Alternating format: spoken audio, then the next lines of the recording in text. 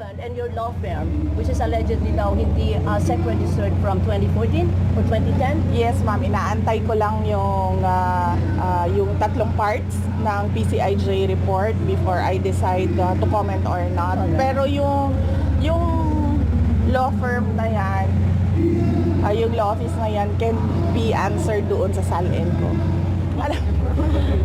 Hindi naman kasi, alam mo, naghahanap buhay naman yung asawa ko, ako. And of course, merong mga businesses, nandiyan naman yan lahat sa SALN namin. So, hindi naman pwede na kung ano yung pera namin nung 10 years, 5 years ago, yun pa rin yung pera namin ngayon. So, may hanap buhay po kami. And these are all SEC registered, ma'am? Yung mga businesses namin, yes.